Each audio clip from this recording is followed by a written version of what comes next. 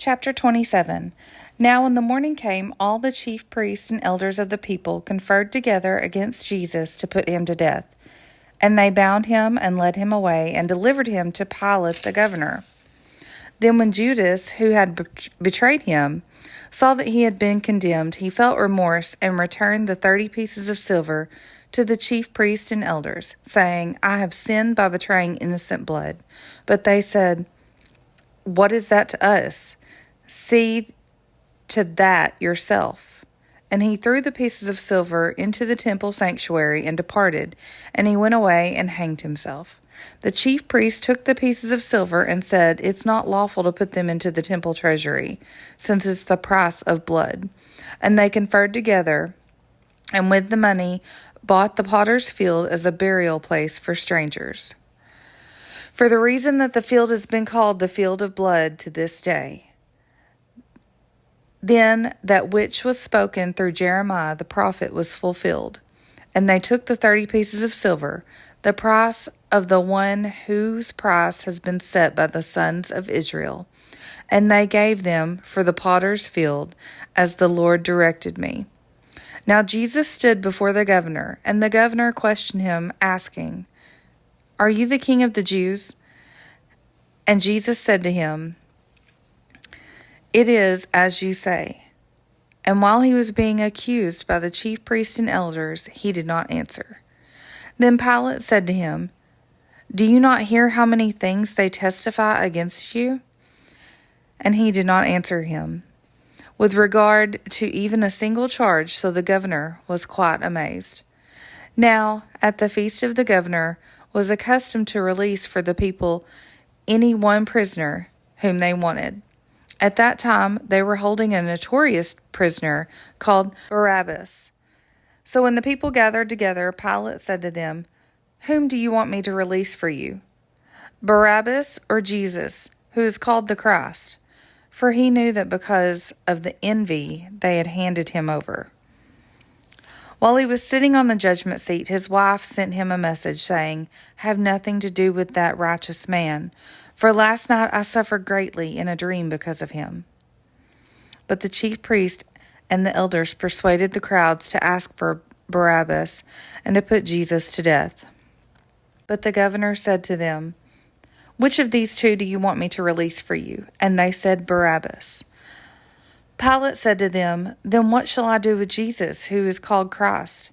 And they said, Crucify him. And he said, Why? What evil has he done?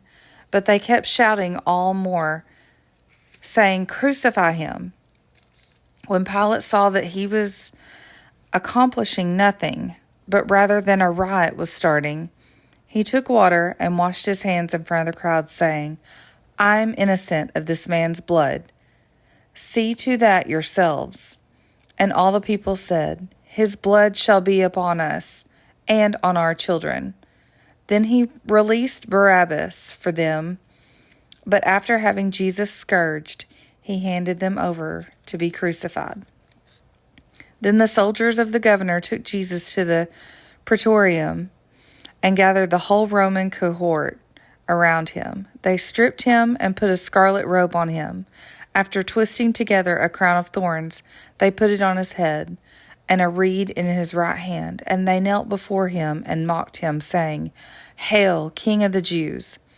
They spat on him and took the reed and began to beat him on the head. After that, they mocked him. They took the scarlet robe off and put his own garments back on him and led him away to crucify him. As they were coming out, they found a man of Cyrene named Simon, who they pressed into service to bear his cross. And when they came to a place called Golgotha, which means place of a skull, they gave him wine to drink mixed with gall, and after tasting it, he was unwilling to drink. And when they had crucified him, they divided up his garments among them by casting lots. And sitting down, they began to keep watch over him there. And above his head they put up the charge against him, which read, This is Jesus, the King of Jews. At that time 2 robbers were crucified with him, one on his right and one on his left. And those passing by were hurling abuse at him, wagging their heads, and saying, "You are going to destroy the temple and rebuild it in 3 days. Save yourself. If you are the Son of God, come down from the cross." In that same way, chief priests also, along with the scribes and elders, were mocking him, saying, "He saved others, he cannot save himself. He is King of Israel. Let him now come down from the cross, and we will believe him. He trusts in God, let God rescue him now, if he delights in him, for he has said, 'I am the Son of God.'" The robbers who had been crucified with him were also insulting him with the same words. Now from the 6th hour fell upon the land until the 9th hour. About the 9th hour, Jesus cried out in a loud voice, saying, "Eli, Eli, lama sabachthani," and then, my God, why have you forsaken me?" And so some of them who were standing there when they heard it began saying, "This man is calling for Elijah." Immediately one of them ran, and taking the sponge, he filled it with sour wine and put it on a reed and gave it to him to drink. But the rest of them said, "Let us see whether Elijah will come save him." And Jesus cried out again with a loud voice and yielded up his spirit. And behold, the veil of the temple was torn from top to bottom, and the earth shook, and the rocks were split. The tombs were open, and many bodies of the saints who had fallen asleep were raised. And coming out of the tombs after his resurrection, they entered the holy city and appeared to many. Now the centurion and those who were with him keeping guard over Jesus, when they saw the earthquake and the things that were happening, became frightened and said, "Truly, this was the Son of God."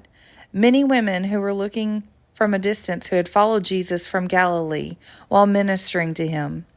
Among them was Mary Magdalene, and Mary, the mother of James and Joseph, and mother of the sons of Zebedee. When it was evening, there came a rich man from Arimathea named Joseph, who himself had also become a disciple of Jesus. This man went to Pilate and asked for the body of Jesus. Then Pilate ordered it to be given to him. And Joseph took the body and wrapped it in a clean linen cloth and laid it on his own new tomb, which he had hewn out in the rock. And he rolled away a large stone against the entrance of the tomb and went away. And Mary Magdalene was there, and the other Mary sitting opposite the grave. Now, on the day after the preparation of the chief priests and the Pharisees gathered together with Pilate and said, "Sir, we remember that when he was still alive, that deceiver said, 'After 3 days, I am to rise again.' Therefore, give orders for the grave to be made secure until the 3rd day. Otherwise, his disciples may come and steal him away and say to the people, 'He is risen from the dead,' and the last deception will be worse than the first."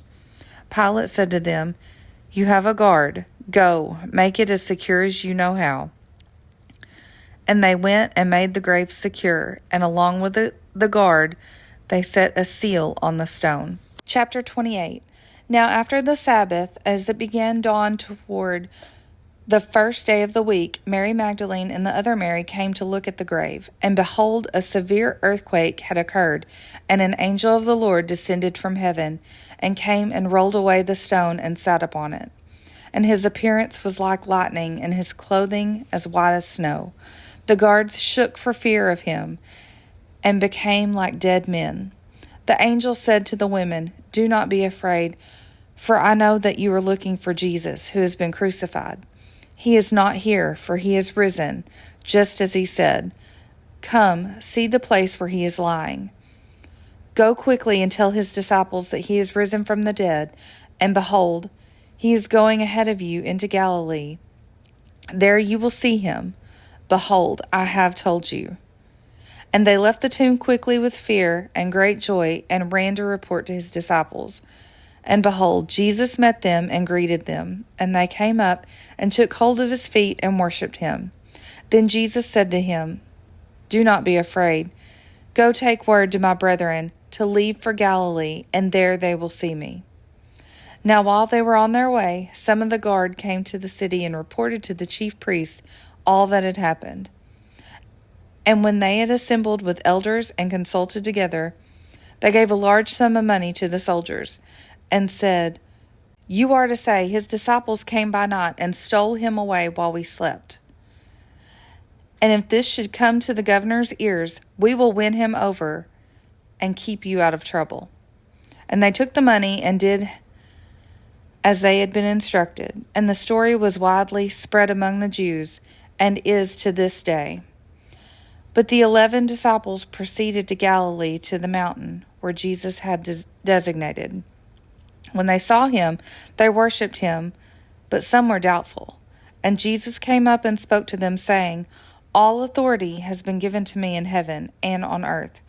Go before and make disciples of all nations, baptizing them in the name of the Father and the Son and the Holy Spirit, teaching them to observe all that I commanded you. And lo, I am with you always, even to the end of age."